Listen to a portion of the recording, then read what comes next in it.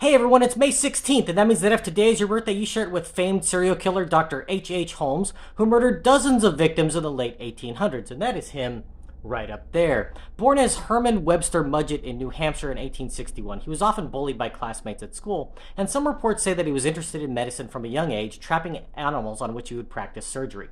A good student, he graduated high school with honors at the age of 16 and ultimately attended medical school at the University of Michigan.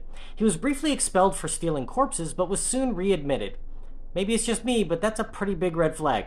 After graduating, he took the name Harry Howard Holmes, or Dr. H Holmes, and he fell into a life of crime, engaging in forgery, real estate scams, and investment schemes, claiming to have invented a cure for alcoholism and a machine that would extract natural gas from water.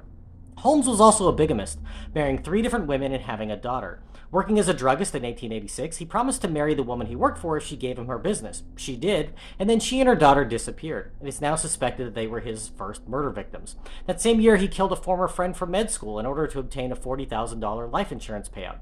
He became partners with a pharmacist in Chicago who he murdered during an argument about rent. He sold the man's body and purchased a block-long tract of land on which he built a 3-story building called the Castle that he operated as a hotel during the World's Fair in 1893. The bottom floor of his building housed retail shops, and he maintained an office on the top floor. But the middle floor was where the real purpose lay, containing a labyrinth of over 100 windowless rooms, many of which were soundproofed, with doorways opening to brick walls, strangely angled hallways, stairs that led to nowhere, and doors that couldn't be opened from inside the room. Holmes would get guests and employees at the hotel alone in one of his soundproofed rooms, which contained gas lines, allowing him to render the occupant unconscious. He would torture his victims, even locking some in a vault adjacent to his office where he could listen to them scream as they slowly ran out of oxygen. Dumping their bodies down a chute to the basement, he would strip all flesh from their skeletons to sell to medical schools along with their organs. After the World's Fair, he attempted to build another version of the castle in Texas, but found law enforcement to be inhospitable to his goals, so he abandoned the project. Holmes then drifted across the country, continuing to kill, and was arrested for a horse swindle. He struck a plan with his fellow inmates to defraud life insurance companies by faking their deaths when they got out, but instead he just killed them.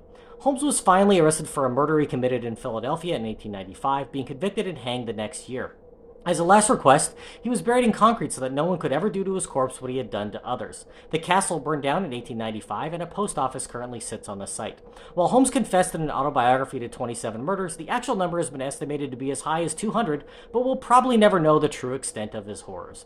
If this is your birthday, have a great day. Drop me a comment so I can wish you a happy birthday. If you know somebody whose birthday it is today, send them this video so they can find out all about their birthday twin. And to Dr. H Holmes, I say, happy birthday, you bastard.